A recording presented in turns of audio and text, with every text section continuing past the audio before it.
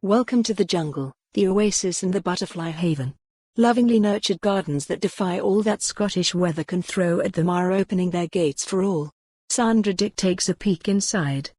In a tiny corner of what was once Glasgow's shipbuilding heartland, bordered by a steel-spiked fence and overlooked by a car park, a garden oasis waits to wake from its slumber. Lovingly created on a derelict site of a former shipyard, the delphiniums, ornamental grasses and gerbera of the Duchess of Montrose Memorial Garden have brightened its small corner of Govan since it opened last summer.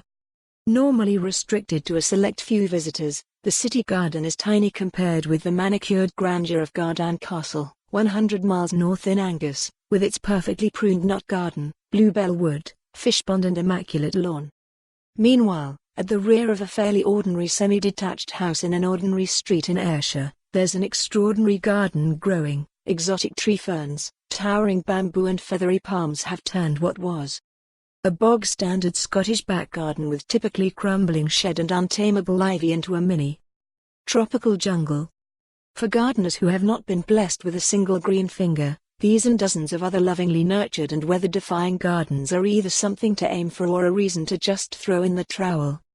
They are among hundreds of gardens up and down the country now being pruned and planted in preparation for Scotland's Garden Scheme, an annual showcase which celebrates the often hidden beauty of the nation's private havens, community allotments and therapeutic school and retirement home gardens.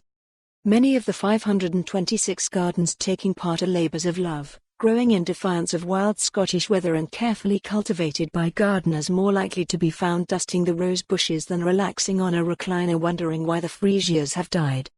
Around 40% of gardens involved in this year's scheme feature specially created wildlife areas designed to attract birds, bees, butterflies and bugs. Inspiration, the organizers hope, for visitors to encourage biodiversity in their own gardens.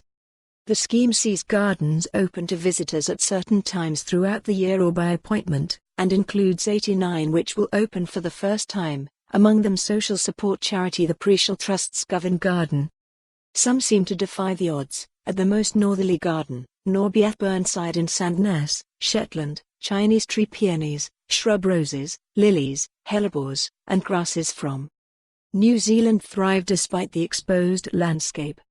And at Levyard, Upper Carloway on Lewis, the owners refuse to be deterred by the westerly winds, challenging hillside setting and surrounding peat bog to create a garden of colourful herbaceous borders, exposed beds par. For more on this story, visit the news article link.